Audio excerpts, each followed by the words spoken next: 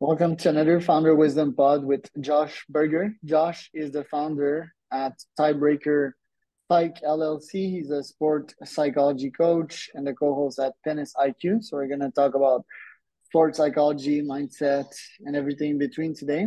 This podcast is presented to you by podpire.com. If you want to start your own podcast, you can go there. We help you start and scale a podcast the unconventional way. Josh, welcome to the pod. Tell me a bit more about yourself and about your company. Thank you, Charles, and it's great to be with you. I appreciate the invitation. So a little bit about myself. I grew up playing a bunch of different sports. Tennis became the main one, and through some of those experiences, both as an athlete and as a coach, where I really understood that the mental side of the game was important, and and also that it wasn't necessarily being talked about or understood as much by a lot of the people in the space, whether that's parents or coaches. So decided to go into this field. I did a master's degree in sports psychology. Then I launched my practice later. I work with all different types of athletes. I work with a lot of tennis players because of my background, but I work with athletes of all different sports, baseball, soccer, basketball, boxing, every sport you can kind of imagine, and really work with them on developing different skills and tools to help with performance. So there's the mental health side of things, and there's the performance side of things. And I really am on the performance side, helping athletes develop different tools to help them in different situations that they may find themselves in. So, when you were young, what kind of inner demons did you had when you would play tennis? Good question. Good question. I would say that it was for me, frustration was probably the biggest one. You know, tennis is a certainly a challenging sport mentally where, it's just, I mean, there's singles and doubles, but if you're playing singles, it's just you out there and you're out there for a long time. There's a lot of ups and downs. You win points, you lose points. You win, you lose. You have to be able to handle that. And I think generally people don't necessarily, aren't born with those skills. And I certainly wasn't. I would get pretty frustrated with myself. I know I broke a couple of rackets. At one point, my parents said, "All right, now you have to start paying for them yourself." And then that started to change. I stopped throwing and breaking rackets at that point, but it's a very frustrating sport. So I would say that was for me the biggest challenge as a junior. And why are you frustrated? Is it the lack of knowledge that there's a million other players that train more, have better genetics, and a better diet than you out there?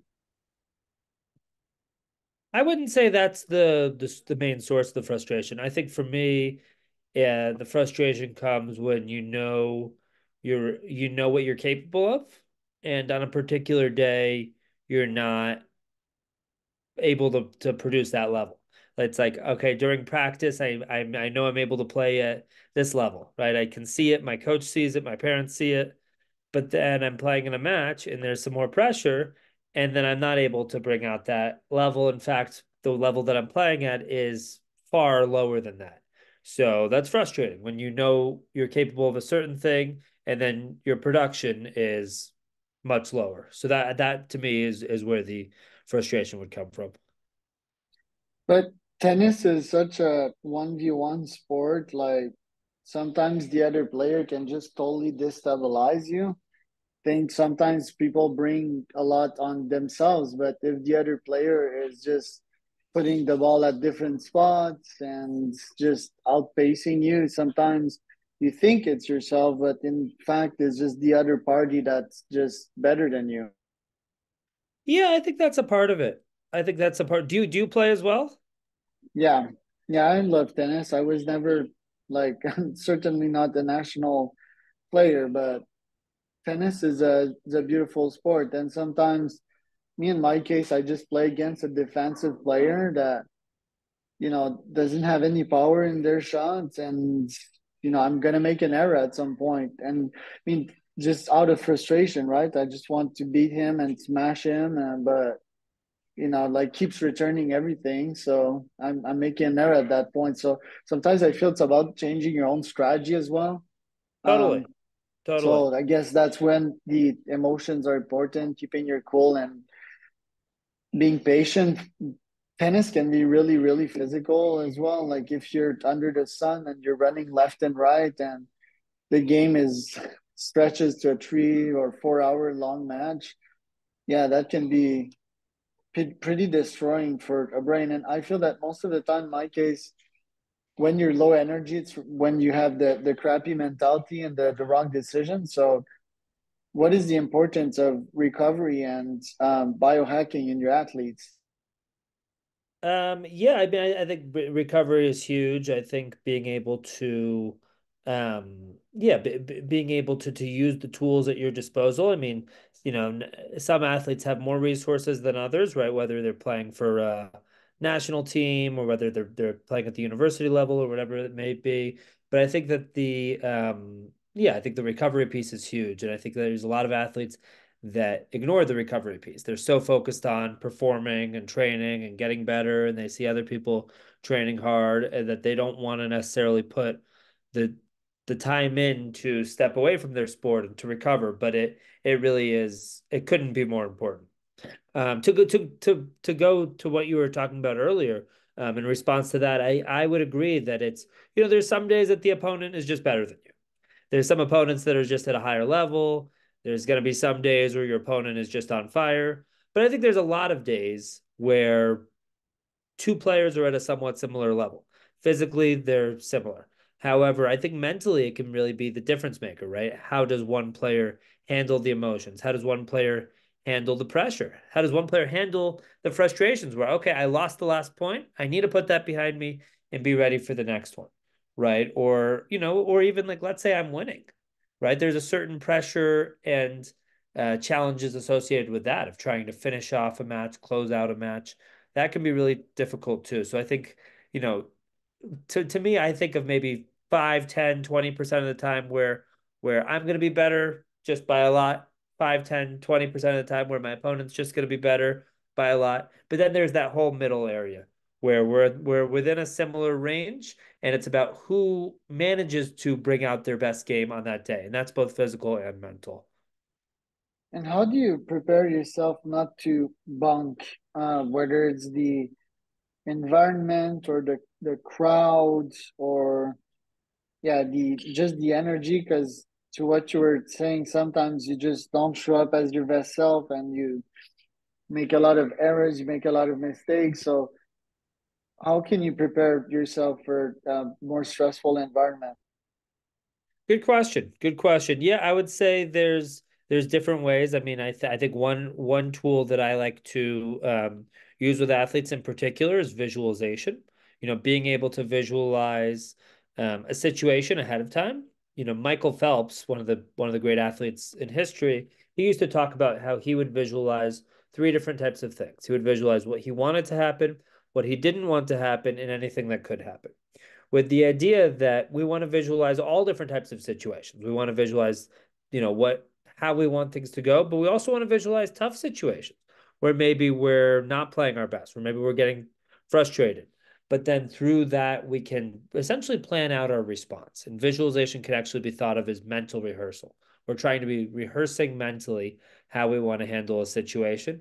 And I think this can be, I think this can be challenging for people because I think oftentimes when people try this for the first time, it doesn't necessarily feel so realistic. If I just said, "All right, Charles, close your eyes and imagine yourself, um, playing the best tennis of your life," you might be able to do that, but there's not much detail there.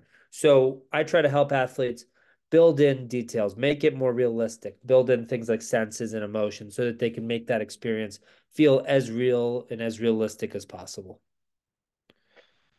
So if things go wrong, there can be some preparation. The brain can be like, okay, we already visualized that.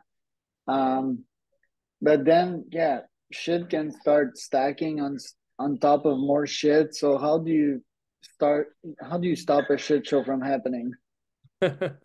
Good question. Good question. I think there's different ways. I think one of the big skills that I work on with people to stop that shit show, if we want to call it that, is a routine. So whether it's a sport like tennis, where there's a lot of starts and stops, whether it's a sport like soccer or football or whatever we want to call it, where it's more continuous and there's less starts and stops. I think having some sort of a routine can be really helpful so that, whatever happened in that last point, it happened. We're putting it behind us, and then we're resetting and we're really trying to get ourselves as ready as possible for that next point. So in tennis, generally people have about 20 seconds between points according to the rules. So can you use that 20 seconds as well as possible, right? Oftentimes people are using their time between points, they're criticizing themselves, they're upset or whatever, but can we use that time to really try to reset, to really try to recognize what happened in that last point, have good body language, put it behind us, and then really have a clear intention, a clear plan going into the next point. So I think if we can use our time intentionally and have a nice routine, it helps us to reset based on whatever happened in that last point, and it helps us stop that shit show before it really starts. My next question is there wisdom behind being frustrated, or is that a natural technique like venting out? Because I'm reading Matthew Perry's audiobook right now. Matthew Perry's the guy in the series Friends, Yep. drug addict, alcoholic, died last year. And he was a tennis champion when he was young in Canada before he came to the US because the level in Canada is way less competitive. And he said he used to cry it out and like making a horrible scene. And after that, he would come back in his match from 5-1 to 7-5. So can you actually like vent it out? Is there some value in doing that, or So it's an interesting question. It's a question I'm asked a lot. A lot of the research actually is showing, a lot of the recent research is showing that venting is not actually necessarily the best technique in terms of getting anger out, right? Everybody experiences anger, but a lot of the research shows that actually venting it or letting it out, throwing your racket, yelling, that those types of behaviors don't necessarily help. What helps instead is awareness. Can I be aware of why the score, okay, this is the score. Why is the score the way that it is? Okay, my forehand, I'm having a tough time making my forehand in the court. Can I be aware enough to recognize why that is? Right? So I think if we can be aware of why the situation is the way that it is, whether it's our forehand, whether it's our serve, whether it's something else, then we can make adjustments. And I think the adjustment piece is really where we want to put our energy rather than just letting it out. Because I think for most people, maybe there's certain exceptions. People bring up John McEnroe, which we could talk more about. But so maybe there's certain exceptions. But I think for most people, once they start feeling that anger and start letting it out, it starts to control them rather than them being in control of it. I guess one of the best tools that someone has in its disposition in a sport, especially if it's like short breaks like tennis, is respiration, right? Because my brain was thinking like substances like caffeine or L-theanine or even psychedelics, but these obviously wouldn't have a nice effect in a tennis match to take one's mind from one place to the next quickly, right? Right. But respiration can definitely deep breathing, Wim Hof breathing, closing your eyes, and taking one deep respiration and visualization during the matches. What would be other quick tools to bring yourself back to life? Some people use pinching as well. They have that elastic, and like pinch, come back to reality. What would be other tools there? Yeah, I think you're bringing up some good ones. I mean, there's pinching, there's breathing. I do a lot of work with athletes in breathing and meditation. And I think part of that routine that I was talking about is using your breath as a way to come back to the present, right? Recognizing that we can't control whatever's happened in the past or whatever happened that last point, whatever happened up to this point. We can't control the future. So we want to try to be as present as possible. And I think the breath can really help with that. Other things, there's tapping, which some people may be familiar with. I'm not an expert on that, but I do a lot more work in breathing, in helping an athlete slow things down so that they can think clearly. It's very easy for athletes when they're in the heat of the moment to be moving really fast. So I think breathing in particular and respiration, as you mentioned, is a really nice way to help an athlete slow things down and be in control of themselves so that they can try to control their performance. Music, but I don't think they can bring yeah, headphones Beforehand, on. before they play, they could use it. Yep. Right. Let's say that I'm their coach, right? In the stands, can I snap them out of it? Like, what would be tools that I could use to have them shift quickly? Yeah, I think there are cases where coaches can be really helpful. I think there's, generally just through maybe a certain reminder, right? Maybe it's a certain word, a certain phrase, something simple, I find generally is more effective than a coach giving a big lecture in the middle of the performance. When the athlete is performing, they want to be locked in on what they're doing. They don't want to be generally engaged in a long conversation. So I find that usually it's a something quick, something direct, simple, to the point that's most effective. But I also think that as coaches, we want to teach athletes to be independent. So we want athletes to be able to be independent, to make their own decisions, make their own choices, rather than feeling like they need to rely on their coach when they're out there. I think when an athlete feels like they can be independent, there's a certain sense of confidence that comes along with that. And sometimes, if the opponent is just better, well prepared, do athletes sometimes create story like this guy's a Terminator and he's just overpowering me? Like, how far can the mind take you to better performances?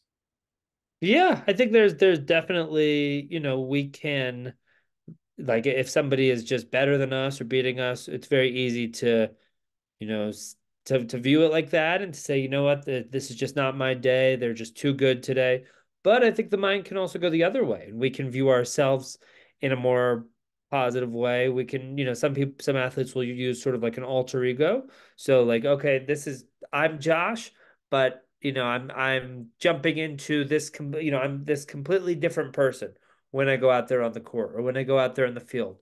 And then it's just about getting, okay, that completely different person, what types of qualities or traits do they have? And how can I help myself get into that state so that I can embody some of those same traits when I'm out there? So it takes a little bit of convincing or creativity, but I think it can absolutely be done. What if you're that UFC athlete and you really get wrecked by someone in like 7 seconds? Like, how do you not feel like a total loser? It's tough. It's tough. I think for a lot of athletes, especially when they've gotten to that point, that's not their first fight. They've had many wins up to that point. They've had a lot of training to go up to that point. So they're oftentimes their entire identity is based on them as a fighter. So I think there's different things. I mean, I think it starts with that identity piece and understanding that you are more than just an athlete or you're more than just a fighter or tennis player or whatever it may be. So I think it starts with that. And then I think part of it is just understanding what went wrong, not, trying to remove some of the emotion. Just let's just understand what actually happened in the situation, objectively try to, not think of it through our emotion, think of it through our own eyes, but just try to think what actually happened. So the identity piece, then trying to recognize what actually happened, and then thinking about, okay, what now, right? Hopefully this isn't my last fight ever. I'll have other opportunities. How can I learn from it and adjust and put it behind me so that I can be better next time? Right. Concussions. Do you often deal with athletes that had these neuronal breakouts from impact on their head, and how does that affect their mindsets? It's a great question. It's not, I wouldn't say it's something that I would say it is something a bit out of my expertise, frankly. There's a lot of great doctors and people like that do a lot of work with concussions. What I would say is that there's a number of different sports where concussions are common. And yes, it can absolutely have an impact on their mindset. And, there can be a lot of brain impacts and TBI, traumatic brain injuries, and things of that nature. There's a lot of research out there about it as well, about some of the impacts of that and how it can change somebody. But I wouldn't necessarily say that I'm the best person for that and I also don't. I've worked with certain athletes that have had concussions, but that's not necessarily our main focus. That we're the main thing that we're focusing on during our sessions. So your company, what does it take to be able to work with you, and what's the deal, yo? Is it per session? Is it weekly? How does it work? Yeah, so in terms of people being interested in working with me, they can go on my website, which is tiebreakerpsych.com. They can fill out just a very short form and sign up. I offer a free introductory session, which is 30 minutes long. And then after that, I have a few different packages of sessions, 5, 10, 15 sessions, both hour long and half-hour long sessions. And yeah, happy to discuss pricing and packages with anyone that's interested. And I also work with teams, and that's a different pricing structure as well. So yeah, happy to discuss that and come up with a package for what an individual athlete or team is looking for. And usually, is it hourly or how does it work? Yeah, it's hourly, but some people do hour longer sessions or some people do half-hour sessions. So let's say that most athlete they are asking for at least one session a week. Is it like 150 per session? Like how does it work?